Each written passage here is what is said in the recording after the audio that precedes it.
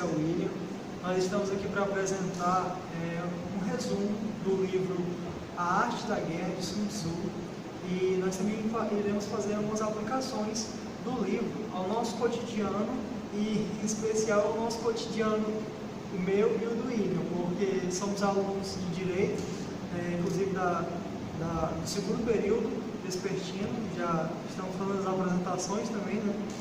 E aí nós iremos falar um pouco sobre esse livro, sobre quem foi Sun Tzu, sobre seus feitos, o que podemos aprender com ele, e no decorrer de todo o vídeo tentaremos ser o mais claros possíveis para que não fiquem dúvidas, porque sabemos que é um vídeo e nós iremos falar muito e há muito que aprender também no livro.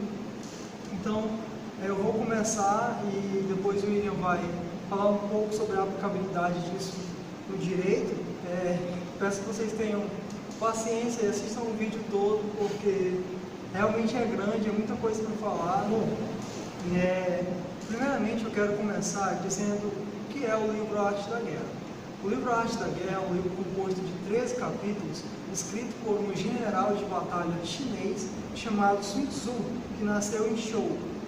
Sun Tzu nasceu num período, ironicamente, chamado de período da primavera-outono chinês, mas ele vivenciou um dos períodos com maiores números de guerras constantes em seu país, né, na China.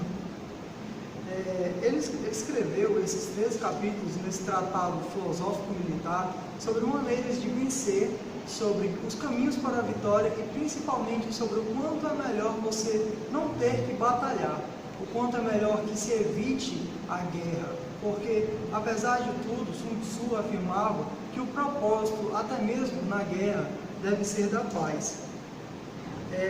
Sun Tzu era amante do taoísmo, que é uma filosofia chinesa que acredita que se deve alcançar o máximo fazendo o mínimo, que você deve vencer sem ter que ter perdas desnecessárias, ter guerras desnecessárias. Então é sobre isso que trata o livro A Arte da Guerra.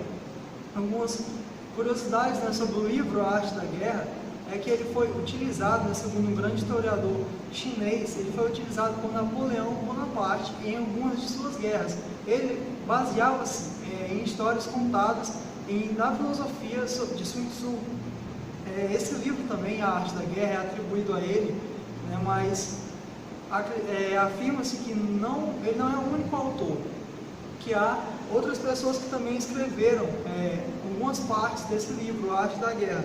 Tanto é que o capítulo 2 e o capítulo 3 começa dizendo: o mestre Sun Tzu dizia, o mestre Sun Tzu falava.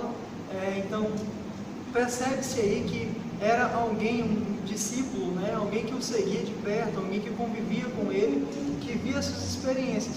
Porém, a obra foi atribuída a ele. E essa obra ela foi utilizada em diversos ramos, seja comercial ou judicial, ou mesmo na vida pessoal. Foi usado em guerras famosas, como a Guerra do Golfo de 1991. Estratégias de Sun Tzu, de arte da guerra, foram utilizadas nessa guerra. Junto ao corpo do primeiro imperador chinês, que eu até tenho o nome dele aqui, segundo, muita coisa a falar. Um imperador chinês chamado Qin Huangdi, que foi o primeiro imperador, junto ao corpo dele, encontrado em 1970, alguma coisa, salvo engano, tinha uma cópia do livro A Arte da Guerra. E esse imperador foi ele quem uniu toda a dinastia chinesa e tornou a China um império unificado. Ele foi o cara que construiu a Grande Muralha, a tão famosa Grande Muralha. Então, esse imperador foi conhecido por muitas e muitas vitórias, por ser um imperador vitorioso. E ele tinha consigo uma cópia de A Arte da Guerra. Então, o livro A Arte da Guerra, por si só, ele explica por que Sun Tzu se tornou tão famoso, por que ele era tão vitorioso. Mas também toda a história relata e conta o porquê disso, o porquê desse livro ter se tornado tão famoso, pelo fato de ele ter sido usado assim por pessoas que também foram vitoriosas, pessoas que alcançaram ou que tiveram o êxito, às vezes fazendo pouco, mas às vezes com estratégias militares assim exorbitantes. Então, daí a importância do livro. E ele não é algo apenas para você utilizar. Hoje eu decidi que eu quero batalhar com alguém, vou puxar minha espada. Você não vai fazer isso. Esse livro ele te ensina como tratar de negócios. Esse livro te ensina a conviver, na verdade, em sociedade. E ainda assim, apesar de todas as dificuldades que nós enfrentamos no dia a dia, que sabemos que enfrentamos, ainda assim vencermos e obtermos o êxito. Sun Tzu nasceu em Xi. Ele, onde ele provavelmente aprendeu muito sobre estratégias de batalha. Disse que ele aprendeu muito com seu avô também, e ele aprendeu também muito batalhando as suas próprias batalhas. Ele foi gerando esse conhecimento em si, e ele foi, na sua inteligência, na sua sabedoria, ele foi escrevendo esse manual, chamado A Arte da Guerra. Muito se diverge sobre ele, até entre os maiores historiadores. Mas o fato é que Sun Tzu foi vitorioso num dos piores períodos na China, e ele alcançou isso, e ainda bem que ele transmitiu para nós, em seu livro, um pouco de todo esse conhecimento. Agora eu vou entrar um pouco mais na obra, para que eu possa resumir um pouco a obra e você possa entender do que eu estou falando, do que se trata o livro A Arte da Guerra. Vou começar contando um relato de um feito realizado por Sun Tzu. Certa vez, um rei chamado Polu, na cidade de Yu, leu os 13 capítulos de A Arte da Guerra e ele decidiu que aquilo ali era impossível de ser seguido. Então, ele mandou chamar Sun Tzu ao seu palácio e, junto aos seus subordinados, começaram a questionar o livro e questionar o próprio Sun Tzu e a sua metodologia de vida e de batalha. Então, ele falou: Sun Tzu, esse livro não pode ser seguido, é impossível seguir tais coisas, tais feitos.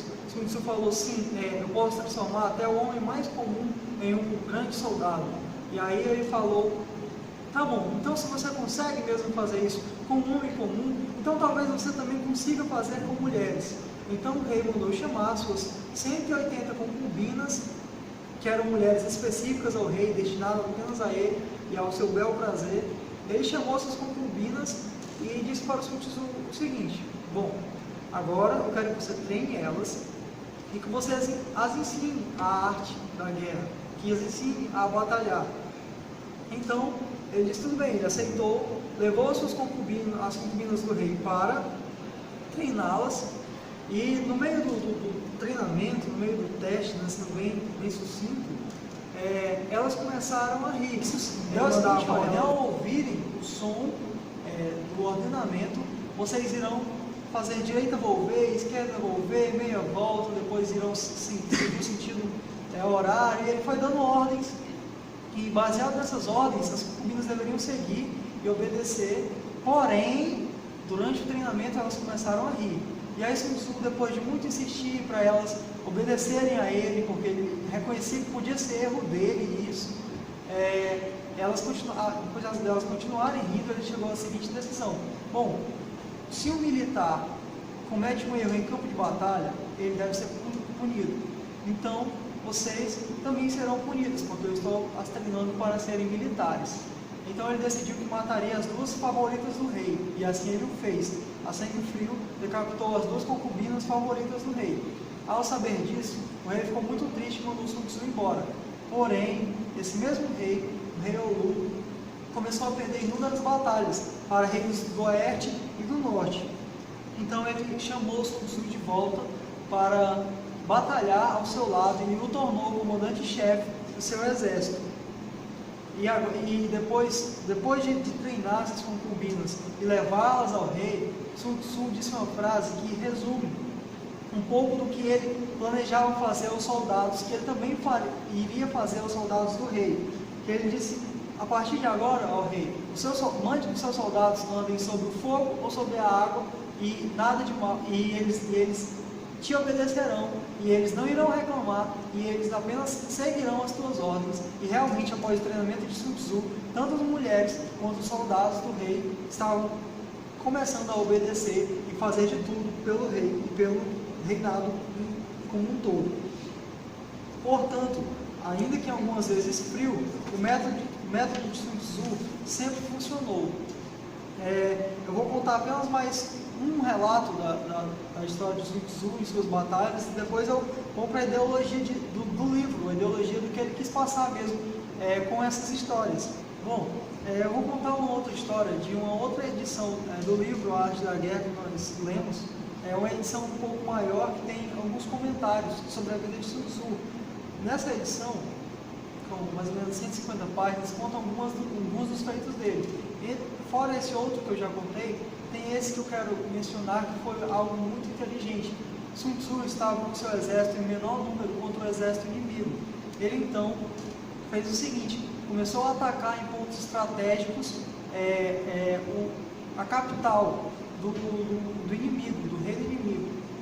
E aí eles começaram a se dividirem para atacarem o exército de Sun Tzu.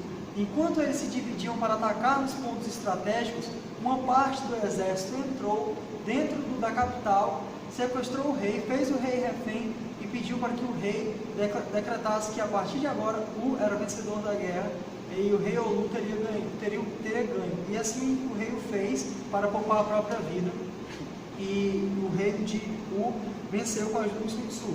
Tem uma outra, estou me prolongando muito, tem uma outra história em que Sun Tzu também, em desvantagem, fez o seguinte: ele mandou que acendessem fogueiras, muitas fogueiras, perto de onde estava o território inimigo.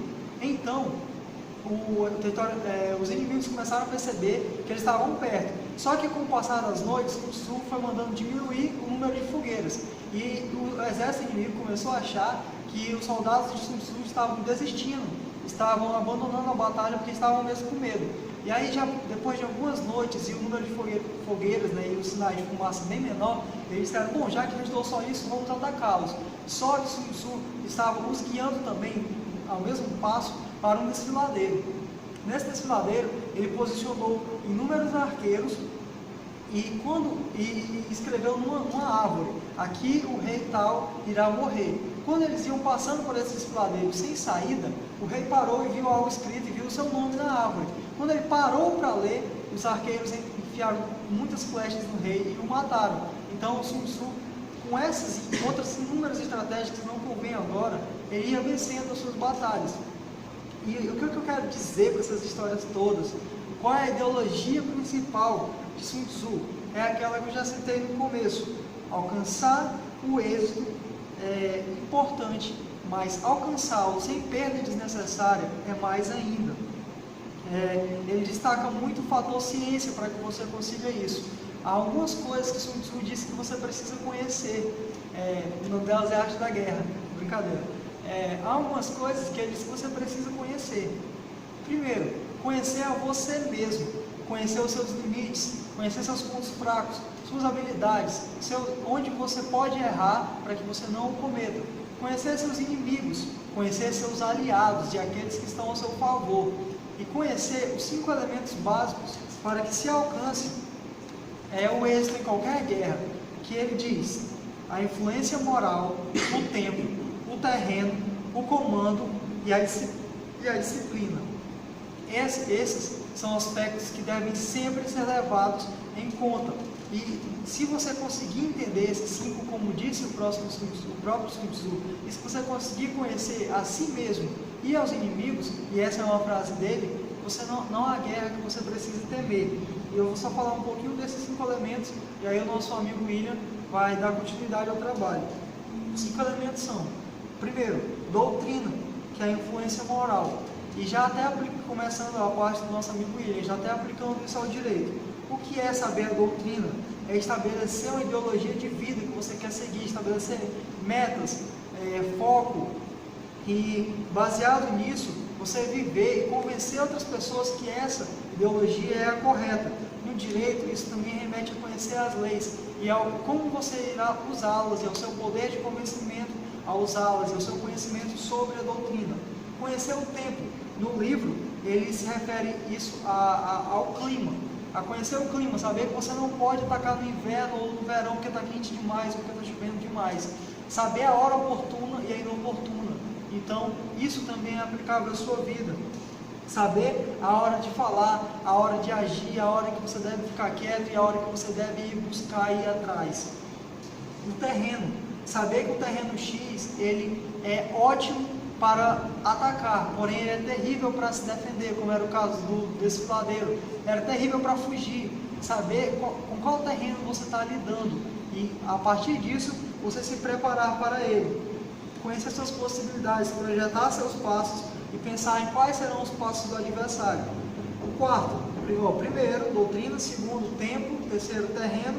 Quarto, comando. Ter liderança, saber impor sua opinião, saber impor o que você acredita, o que você quer que seja seguido aos seus liderados. Porém, isso de maneira branda, sem humilhá-los, porque assim você irá fazer com que eles lutem por você, e não porque isso é uma obrigação, mas porque eles querem, porque você é um bom líder, e porque você faz eles perceberem isso, eles perceberem que a guerra pode ser vencida também.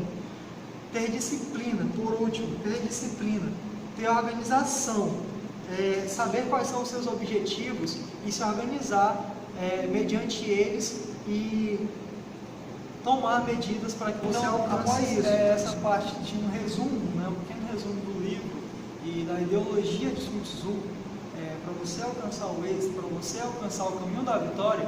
Eu vou passar para o William, que agora ele vai falar um pouco de toda essa ideologia aplicada ao direito, aplicada à vida jurídica. Bem, os ensinamentos de Sun Tzu, eles se concentram mais no eu. Por várias vezes ele diz que o maior inimigo do homem é ele mesmo. Ele tem que se conhecer antes de pegar uma causa, no caso do advogado. Ele tem que conhecer seus limites e tem que conhecer o seu... como é que se diz? Conhecer as partes, conhecer o fato, o terreno e o tempo que ele vai levar por isso. E ele não pode causar uma vulnerabilidade para o inimigo, porque certamente se o inimigo não estiver preparado, ele vai perder a batalha, no caso. O livro trata muito sobre acordo também. É uma coisa que é muito aplicável ao direito, é você saber a hora de levar ao tribunal superior, uma instância superior. O tempo necessário, que ele fala muito no livro. E que vencer não é muito além de prever as situações. Vencer não se confunde com ganhar batalhas, pois sempre continua. O Gabriel disse, um dos mais conhecidos que aderiram ao ensinamento de Sun Tzu foi Napoleão Bonaparte. E também o Alexandre o Grande. Era comparado com a personificação de Zeus por seus aliados e por seus inimigos. Portanto, conhecer a lei, conhecer o seu adversário, conhecer o terreno que você está se deslocando. O caso, o crime ou o fato em que você vai defender ou vai acusar. Ele se envolve intimamente com o direito, principalmente na atualidade do judiciário, enquanto esse defasado, um terreno desgastado e danificado, e clama por alternativas para desafogá-lo. Sobre ser um líder também, Sun Tzu trata muito, seja no seu escritório, ou seja em meio ao poder público, ser um líder é sempre essencial. Saber liderar, saber ter comando de maneira eficaz, porém de maneira branda. 4 séculos antes de Cristo, ele tem uma frase repetida até o momento atual: lutar e ganhar todas as batalhas não é a suprema glória. A glória suprema é quebrar o inimigo sem lutar.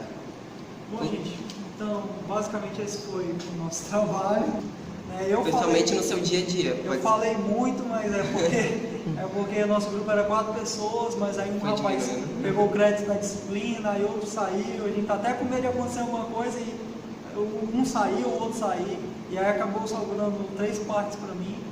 Mas enfim, há muito que você aprender no livro A Arte da Guerra, por isso agarre essa oportunidade, aproveite, leia esse livro, porque você tem muito o que aprender se você quer ser uma pessoa bem sucedida em sua vida. Para encerrar o nosso trabalho, vou encerrar com uma frase do próprio Sun Tzu que diz o seguinte: as oportunidades multiplicam-se à medida que são agarradas. Muito obrigado pela atenção. É isso aí, nosso trabalho, a arte da guerra.